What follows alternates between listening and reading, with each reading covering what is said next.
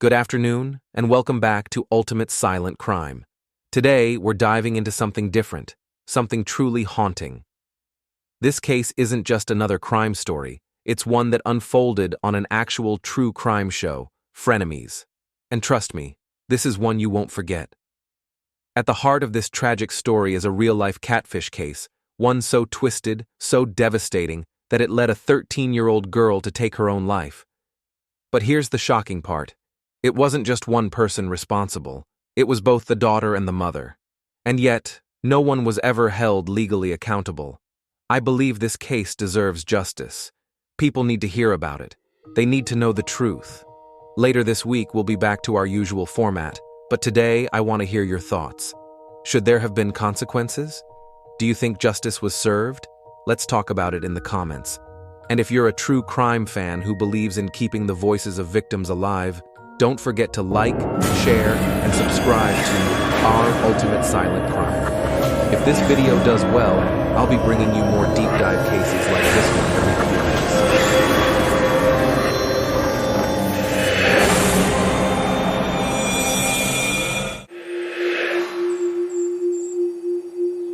Okay, now who has a story that they want to share with us? Megan Meier is outgoing, with a loud, in-your-face attitude. From early on, Megan was her own person. Goofy, funny, definitely a far out there type girl. This girl had so much spunk. She was just kind of, I'm Megan Meier, I'm here to stay.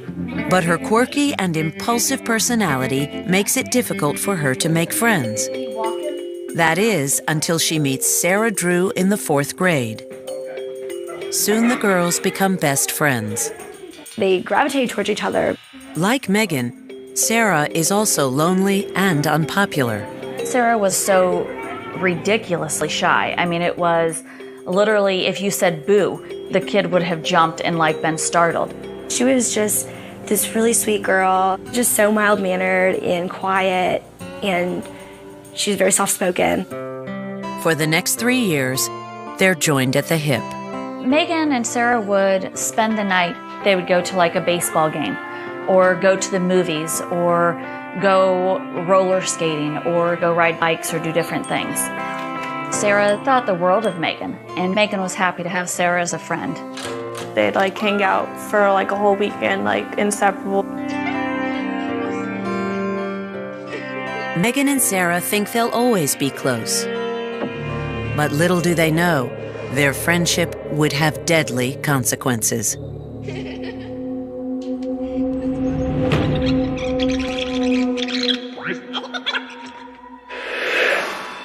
It all starts in the 7th grade. Megan and Sarah are no longer just unpopular. Now, they're the target of extreme bullying. People would definitely talk behind Sarah's back. They would be laughing and giggling and whispering. Sarah keeps to herself and tries to fly under the radar to avoid being picked on. But Megan can't. Her loud and over-the-top personality attracts the attention of even more bullies. They were more aggressive towards Megan.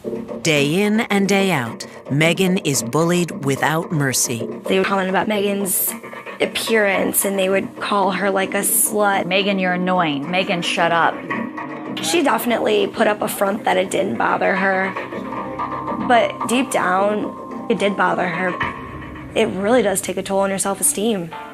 When Megan would look in the mirror, she truly thought she was all of those things. She said, I hate myself, Mom. Everybody hates me. Megan desperately tries to find a way out of her situation. It was survival. It was trying to get this bullying to stop. So Megan came up with a plan. And her plan is ambitious. Megan sets her sights on befriending the popular girls and joining the in crowd. In her mind, she thought if she can befriend them, maybe these boys who were nice to those girls would stop making fun of her because she'd be included in that group. She started to wear more name brand clothes. In the mornings and stuff before school, she'd freak out because she wouldn't have anything to wear, and her room was always a disaster because she'd try on 5,000 outfits and she'd put on a bunch of makeup. Megan is willing to do anything to be accepted by the popular girls. She even tries to buy their friendship by giving them gifts and decorating their lockers on their birthdays. Megan would have given them every single thing she owned if they just would have been friends with her. It seems to work. When the popular girls begin to invite Megan to parties, she believes they've accepted her. Now, Megan is so busy with her new friends that she starts to ignore Sarah. Sarah kind of felt that, well, why are you wanting to be friends with them? I'm your friend. But Megan felt Sarah would have held her back. Sarah and Megan's relationship begins to suffer. Sarah resents being left behind by the newly popular Megan. When Megan wouldn't hang out with her, she'd feel really hurt and jealous. She was so devastated, and I genuinely felt so bad for her. Things started to turn. Soon, the girls become so angry and resentful with each other, they start to argue all the time. One girl was having her feelings hurt, one girl was upset. When they were in an argument, opposite ends of the room. Friends one day, not friends the next day. I didn't. You're lying. It gets so bad that Sarah's mother, Lori, calls Megan's mother, Tina, to try to salvage the relationship. Lori was so involved with the friendship that it was overwhelming. I finally said, I can't make Megan want to be friends with her like you can't make Sarah want to be friends with Megan. There's nothing anyone can do. And by the end of 7th grade, the friendship ends. It was done and over with. Megan just kind of moved on, but Sarah felt abandoned. Sarah was really hurt. I could only imagine losing someone that had been my best friend for so long. But it's only the beginning. The rejection Sarah feels would set into motion a chain of events no one could have imagined. I didn't think someone who would always appear to be so nice be capable of doing something so horrendous. Megan has just dumped Sarah, her best friend of 4 years, to get in with the popular girls at school. Sarah viewed it as abandonment, where Megan kind of viewed it as moving on. She thought the popular girls could elevate her out of this bullying situation that she was going through. But something unexpected happens. Megan's new popular friends dump her. I mean, look at your shoes and your hair.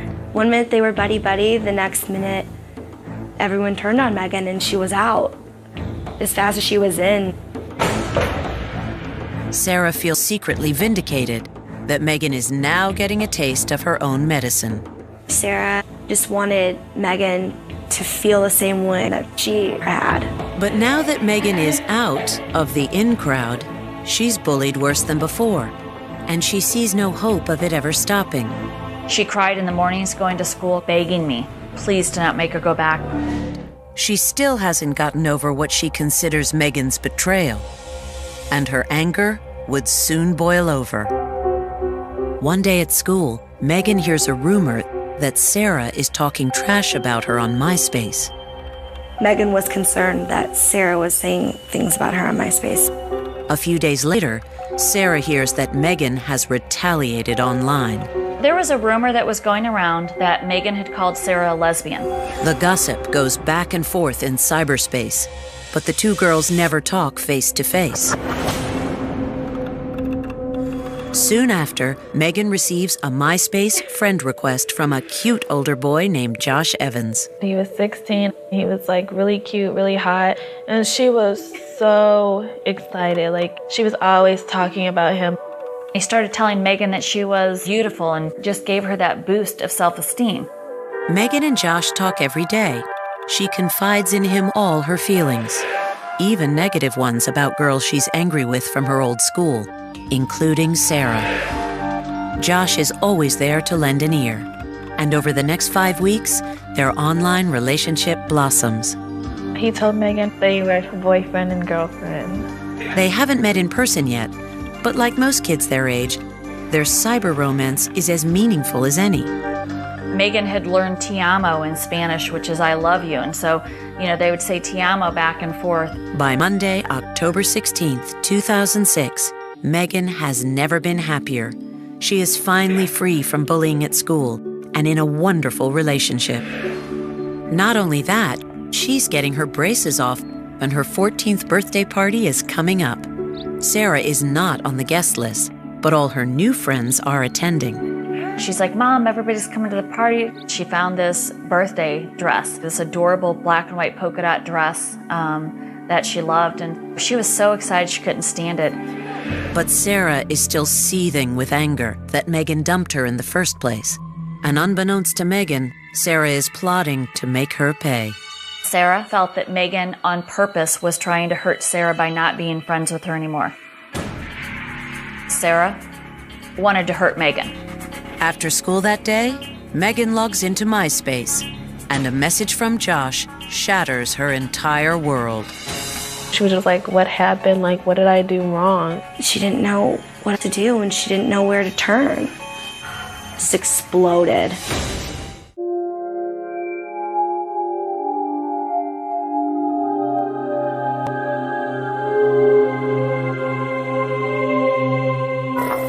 Sarah is secretly plotting revenge against her ex-best friend, Megan. Megan has no idea. She is now focused on Josh, her online boyfriend and absolute dream guy. Megan finally has somebody who liked her and told her that she was beautiful. And she really was like a lot more upbeat. But from such a high, Megan is dealt a sudden and unexpected blow. When on Monday, October 16th, 2006, she sees a devastating post on MySpace. It was a message from Josh that said, I don't want to be friends with you anymore. You're not a nice person. No one likes you. No one wants to be friends with you. Just like that, Josh breaks up with her. And she was devastated. Megan racks her brain to figure out what suddenly went so wrong after a perfect 5 weeks. Why would he all of a sudden flip and change on her like that? She was like bawling her eyes out. It really, really hurt her. But things would only get worse for Megan when Josh turns other people against her too. He digs up Megan's earlier messages containing nasty comments about the popular girls from her old school. Then Josh forwards them to those girls. Then he said, look what, she's saying things about you. And then they started attacking Megan. The girls begin calling Megan names on MySpace for everyone to see. And it doesn't stop there. When other kids in town see what's being said, they get whipped into a frenzy and join in the cyberbullying. Megan Meier's fat. Megan Meier's not a good friend. She's a liar. You're a bitch, you're a slut, you're a whore, telling her that no one liked her. It's like her childhood bullying all over again. But this time, the barrage of vicious attacks catches her completely off guard. All of a sudden, it started spiraling out of control. She was hysterical. Everybody at old school, everybody at her new school, and all these people now were against her. It seems everyone has joined in. Everyone except Megan's ex-best friend, Sarah, who mysteriously says nothing. But then the meanest and most devastating message of them all appears, and it comes from the person Megan once thought cared about her the most. Josh said the world would be a better place without you and have the rest of your life. All of a sudden, I think for her, it came crashing down. That was just the cherry on top of everything else. There's so many emotions already spinning out of control, and then someone tells you that, you're better off dead. It's terrible. And it set her off. It made her think, nobody likes me. Nobody cares about me. I feel like I'm just alone. And she just lost it. I knew she was upset. I knew it hurt her feelings. It was just not something that I even dreamed that Megan would have done. Megan's online boyfriend Josh has just broken up with her and caused dozens of kids in town to publicly attack her on MySpace. Although her ex-best friend Sarah surprisingly doesn't join in, it seems everyone Megan knows is now cyberbullying her. Just exploded. It was all for people saying all these horrible things about her. It's all falling apart for Megan, and family and friends can't seem to help her. Megan just panicked because, She felt that everybody at her old school, everybody at her new school, they were going to start believing these things. She instantly saw that flashback to the bullying, and she was petrified of that happening again. I just think she just hit her breaking point. Oh my God, what did I do? What's the matter? What happened? I was trying to just get her to kind of calm down, but it was just so overwhelming and so crushing for her that she looked at me crying and started to run up the stairs. Probably 20 minutes went by, and I just had this horrible feeling that ran through my body. I can't even explain it. Tina races to Megan's bedroom and comes face to face with a mother's worst nightmare. I screamed. My heart is pounding, like completely numb. The most horrible feeling. Megan is hanging from a belt in the closet. I ran over to try to lift her up. She was lifeless. Her dad ran upstairs and he got her down and was starting CPR. I'm running around the house literally screaming at the top of my lungs to the 911 operator. Where's your emergency? My daughter just Calm down. What is going on there? My daughter just hung herself. Please help me. Please help me. I remember just literally praying, please, please, I will do whatever. Please save her. Please help her. But there's nothing anyone can do. Just 20 days shy of her 14th birthday, Megan Meier dies.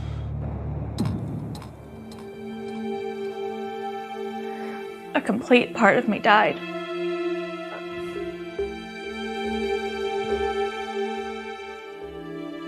Along with her. Walking out of that hospital without your child. I mean, it's just, you can't even understand it. I still to this day look back and think, I just don't know how it happened. Megan's ex-best friend Sarah finds out and seems to be in complete shock. Sarah was grieving heavily over it. I remember her crying a lot. Now, Megan's parents are desperate to understand the events leading up to Megan's suicide. After Megan took her own life, I think I remember the question was why? I mean, it was why, and I would literally scream it inside, why? Losing a child to suicide. I questioned myself 1,000,001 times. Tina starts by questioning what happened with Josh. His relationship with Megan had started out so well. Hoping for answers, she decides to contact him on MySpace. I remember looking on the computer and searching, looking for this Josh Evans account. But Josh's entire account has been deleted. All of a sudden, it just went away. How in the world did he just poof, disappear? Megan's parents ask all of Megan's friends for information, but strangely, they can't find anyone who has ever met Josh in person. What was going on? Why did all of this stuff happen? Then, on November 25th, 2006, Tina gets shocking information from an unlikely source. The mother of Sarah's new best friend, Jessica. She shook her head and started having tears roll down her face and said, I just need to tell you, this Josh Evans account's fake. There is no Josh Evans. Megan's boyfriend was made up by her ex-best friend Sarah, along with her mother Lori and Lori's work assistant Ashley Grills. I would have never expected this if I didn't know, and I would have never believed it. Incredibly, they had created the fictional Josh character to start a fake relationship with Megan. I thought, how in the world, how could you do that to her? Why would somebody do that? And so I was filled with literally the most hatred and anger I've ever felt in my entire life, along with the most deeply saddened feeling, thinking, Megan had no clue that they were fake. She had no idea. They knew that Megan was boy crazy. It was absolutely a trap. And Megan walked right into it. Once Megan cared about Josh, Sarah's plan for revenge was finally set in motion. They had him dump her so she would feel the same hurt and rejection that Sarah had. It was a way for them to say, you didn't want to hang out with her, we're getting you back. But I don't think their original intention was Megan's going to take her own life. Still, what happened to Megan had its roots in the cyber attack they had planned. And I think for Lori, she was trying to defend her daughter. And for people who need help with matters that can't be explained, come to me. These hauntings can be terrifying things. I should know. I've faced many evils in my life. Sarah, I think she thought, since my mother is in on this too, it can't be that bad. I don't think anyone ever thought that it would come to this. What they did was irresponsible and unforgivable. But it's easy to see how someone could be so swept up in just so much emotion and so much anger that they don't foresee the consequences. Although they didn't mean to drive Megan to suicide, ultimately, their actions did play a part. The Meiers report the Drews' deadly deception to the authorities. Lori Drew is charged with violating the Federal Computer Fraud and Abuse Act. We went to trial in November of 2008. The jury found Lori Drew guilty on 3 misdemeanors, which carried a year apiece. I absolutely wanted her to face every single day. This is justice. But unfortunately for Megan's family, the conviction is later overturned. In the eyes of the law, it isn't illegal to make up a fictitious online account. The judge had to convict anybody else who lied on the social networking sites. So unfortunately, there was nothing they could do. As word of the case spreads, the community is up in arms. Society itself was absolutely outraged, and they went at them with a vengeance. They closed her business down, bricks were thrown through their windows, people were hacking into their cell phones. Sarah was more alienated than ever, and their life was just under a microscope. Everyone was so swept up in the media frenzy. The Drews even received death threats. Sarah and her family ultimately move away. In 2007, Tina starts the Megan Meier Foundation to tell children suicide is not the answer and raise awareness about how fatal bullying can be. It's still something I deal with every day. So I don't think I'll ever find anybody that can take her spot. And Megan was this amazing, wonderful girl with a great spirit. I feel so blessed to be a mom because some people don't have all of that through a lifetime, and I was able to get that with Megan for almost 14 years, so she was an amazing kid. In this case, best friends Megan and Sarah were both victims of bullying. And in the end, to seek revenge, Sarah became a bully herself and helped push Megan over the edge. There is definitely 2 sides to every story, and this story is unfortunately a tragic one.